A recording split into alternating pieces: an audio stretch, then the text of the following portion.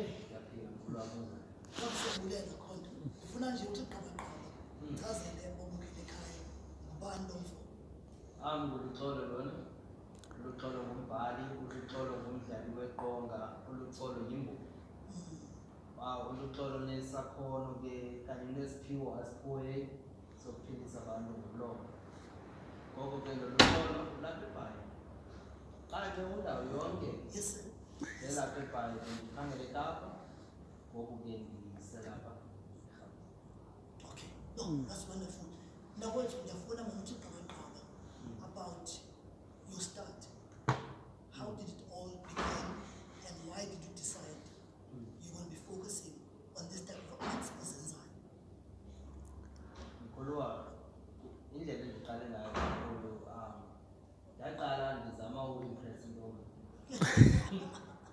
It happens. Yeah, unfortunately it didn't work out. Okay, good. Once talent ngemidlalo. Zange ngingayazi noba zii-poems ezindizibhalayo. Ngicoba ndibhala nge-sweet notes, sweet letters. Kanti there's beyond khona into endiyilekelweyo engaphaya. Kanti ngapha nje kwe-sweet notes khona impilo. So ndaqala olo hlobo ke uqala kwami 2009 ndizama uimpressa loo ndawo. Hayi ke kodwa ke kunjalo ke ndaphumanisa khona sokwazi ukubhala.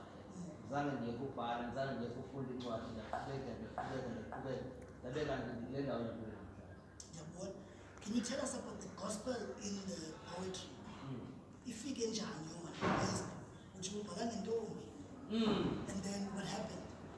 As umntu lobhalayo, leaders today are leaders. Xa ufunda you get inspired, uyakhuthazeka. Xa umamela omnye umntu uyakhuthazeka. So uye uqonde loba okay, ndi-comfortable kule ndawo ndibhala kuyo, but how about ndive kanye ndizame olunye uhlobo. Yilena ke uyenzeka kum ke ukudisiva abanye abantu. Uyaqonda into yokuba le topic i-broad nalo ukuba ubhalwe ngamantombi kuphela. Ungabhala ngezinto ezenzekayo, baninzi abantu abayidingayo impiliso. Baninzi abantu out there who needs this gospel. Ngoba ke kuba lento ke siyilo esiyipreacha abanye abantu baphila ngenxa yelizwi kuphela. So lilizwi eli limbangela umntu ngengomsona ngengomsona abe ngumntu ongcwele. Makes sense. But kasiphi mntakwethu? Kule nto uyiphetheyo. Ngesi singqe sidibanisa amakhaya. Ngesi singqe sibheke nje siyobalanda onyana. Bebona imimoya onyana ababhubhele edadini beshiya amangcwaba ecaleni kwendlela.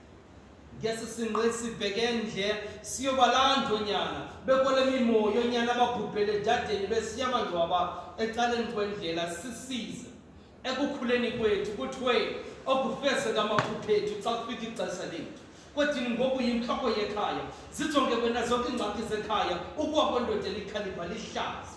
Amacebo endoda wapheli ngokaphuxele ngakho nozuyibamba apha. Indoda ityukubila ngebunzi kunyanzelekile nengcibi yamanzi ifanga amanzi. Ingcwaba lendoda lisecaleni kwendlela, indoda yindoda ngesenzo zayo emadodeni khawube ngumzekelo. Hlahlela indlela sibe nokulandela, siyumzila sizeke mzekweni sicancathapho unyathele khona. Ekhuleni komntana kwethini khadlala indima umntana makalalekile enxibe esiqundazi bekhuselekile kula madoda afethola umnqwazi khaze notshintsho sakha amadoda nonkolo bokuziqina. Tata ndiyabulela. Enkosi kakhulu for actually speaking the truth. You know, sometimes amanye amajita afuna uva amanye amajita. You know, because omama bakhale baphela. Le-issue ye-absent fathers. Masikhangele ke tata ingaba mhlawumbi khona incwadi nayo okanye elizayo njalo njalo. Mhlawumbi ke khona kwi-YouTube izinto esinozifumana zakho sikwazi ukulandela. Likhona icwecwe elizayo elithi amanxeba izulu. Kuba yona into endibhale kuyo yinto endivule kuyo. Ndibhala ngam, ndibhalela kodwa kwelinye icala I write for those who relate to my writing. Kodwa ke ku-YouTube ikhona imibongo yam phaa, I have 10 poems and 30 videos endizisherishileyo phaa. Zininzi kakhulu phana ku-YouTube naku-Facebook. Tata mandibulele ngenxa yexesha man. We could sit here and talk the whole day, but ke ixesha lilo lesibangela uba sibe siyahlukana ngoku. Masikhangele ke kwi-social media sifumana phi? Instagram, Luxolo, Twitter, Luxolo, Facebook, uxolo luxolo. sivile ke uba uluxolo uthini ngotata thina siyabuya esuka evenkileni we come and say to you goodbye.